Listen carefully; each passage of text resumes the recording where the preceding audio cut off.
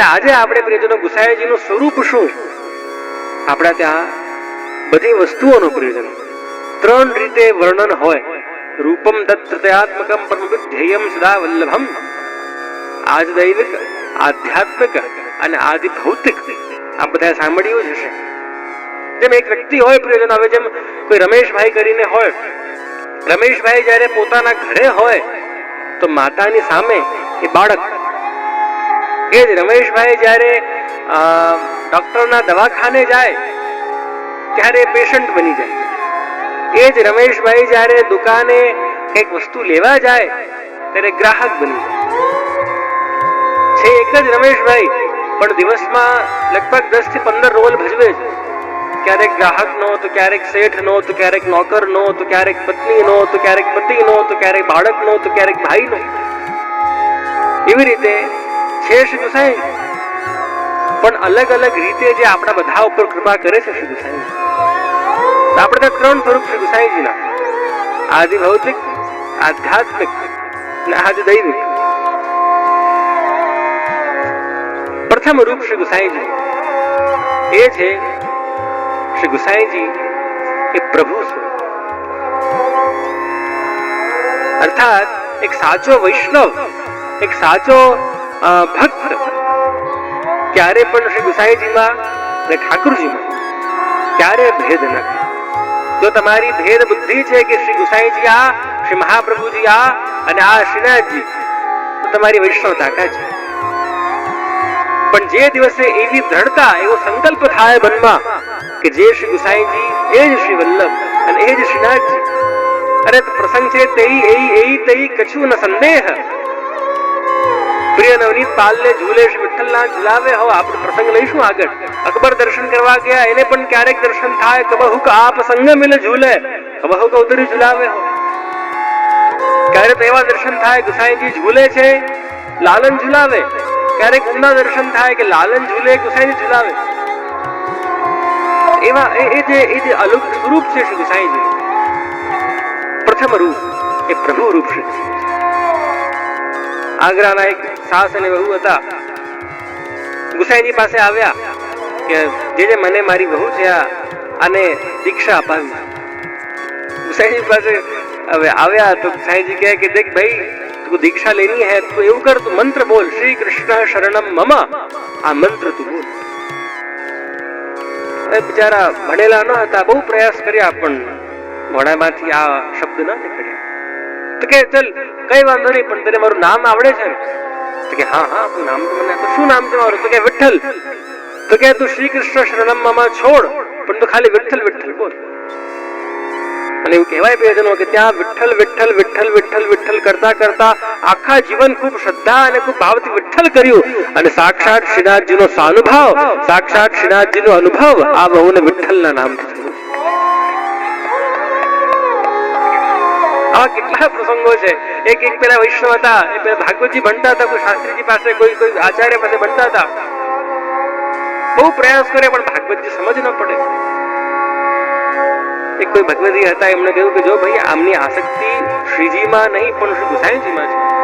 તમે એવું કરો કે આ ભાગવતજી ભણાવો, પણ આ બધા અર્થો શ્રી ગુસાઈજી પરત કરીને સમજાવો.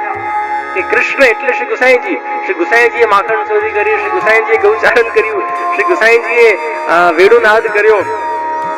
અને જ્યારે આ રીતે એમને આખું અર્થ ઘટન કરાવડાવ્યું, એવું કહેવાય પ્રિયજનો કે ત્યાં ને ત્યાં જે કામ વર્ષો 10 વર્ષે ન થયું, એ કામ 3 દિવસોમાં થયું. એ જ ભાગવત, એ જ પંડિત, પણ ખાલી અર્થ પહેલા હતું ઠાકુરજી પરક, હવે થઈ ગયું શ્રી ગુસાઈજી. છીત સ્વામી તમે જો છીતું ચોબે એ આવ્યા શ્રી ગુસાઈજીના દરબારમાં અને ગુસાઈજીની પરીક્ષા કરવા આવ્યા. ધમાલી હતા, થોડા નટખટ ચોબે હતા. ચોબેજી નટખટ જ હોય ને, ધમાલી જ હોય. ભુજમાં ચોભા પંડાઓ હોય, ભલે કઈ પણ કરે, પણ કારણ કે યમુનાજીના પુત્ર છે અને કારણ કે ઠાકોરજીને સન્મુખ, શ્રી યમુનાજીને સન્મુખ રહે છે, એટલે બધે કેવી પણ ગાળો આપે, પણ આપણે એમને રૂપિયા આપી આવે કે ચલો ભાઈ બ્રજવાસ. અમારા પૂર્વાચાર્ય કહેતા, જયારે એક વલ્લભકુલ પધારતા ભુજમાં, તો આખી બોરી ભરીને સિક્કાઓ લઈ જાય અને જે બાળક દેખાય બધાને સિક્કાઓ આપે. હવે કોઈ એક પ્રશ્ન કર્યું કે અરે જે આ શું લીલા છે આપની, આપ કેમ આટલા બધા સિક્કાઓ લઈ જાઓ છો વ્રજમાં, કેમ બધાને આપો છો? તો આજ્ઞા કરી કે વ્રજમાં કયો બાળક કૃષ્ણ નીકળે આપણને ક્યાં ખબર?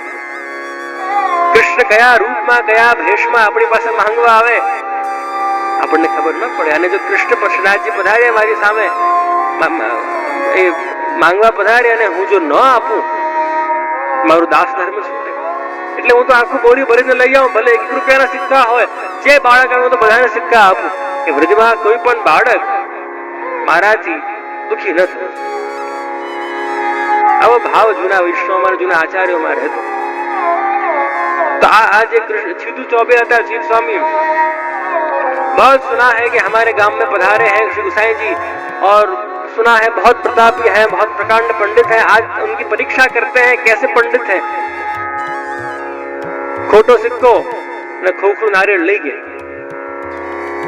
અને જ્યાં જીત સ્વામી छीतू चौबे ગુસાઈજીના સન્મુખ આવા પધાર્યા તો ગુસાઈ જોતા જ કે આવો छीतू चौबे આવો. આશ્ચર્ય થયું કે હું તો ક્યારે મળ્યો નથી આમને, આ ક્યાંથી મને ઓળખી ગયા? કે આપ મને ઓળખો છો પ્રભુ? કે હા હું તને ઓળખું છું.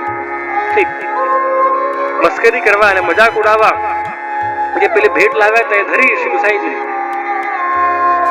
आपे खवास ने बुलाया અને કહ્યું कि देखो छीतू चौबे हमारा बहुत प्रिय वैष्णव है, बहुत प्रिय चौबे जी हैं हमारे.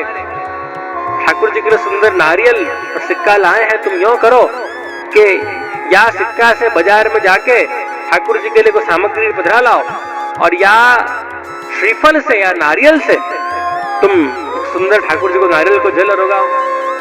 हंसता था कि जो હવે તો આ લોકોની પકડાઈ જશે કે હું શું કરવા આવ્યો હતો. પણ જ્યાં ભીતરિયાજી ખવાસ આવ્યા, 5 મિનિટના પહેલા સામગ્રી પધરાવી લાવ્યા અને અહીંયા આ 10 મિનિટમાં ભોગ ધરાવી લાવ્યા. આશ્ચર્ય કરવા લાગે કે અરે આ કેવી રીતે સંભવ બન્યું છે. ઓળખી ગયા છે કે આ તો કોઈ સાધારણ બ્રાહ્મણ, કોઈ સાધારણ પંડિત નથી, પણ આ તો સાક્ષાત પ્રભુ છે, સાક્ષાત શ્રી કૃષ્ણ. ત્યારે ગાયું છે ભઈ અબ गिरधर सौ पहचान, मेरी भई अब गिरधर सौ पहचान, કપટ રૂપ વહે છલવે આયો પુરુષોત્તમ. હું તો કપટી રૂપ થઈને આમને છલવા આવ્યો તો, અને મને થયું કે આ કોઈ સાધારણ પંડિત, કોઈ સાધારણ બ્રાહ્મણ હશે, પણ આ તો સાક્ષાત ઠાકોરજી નથી.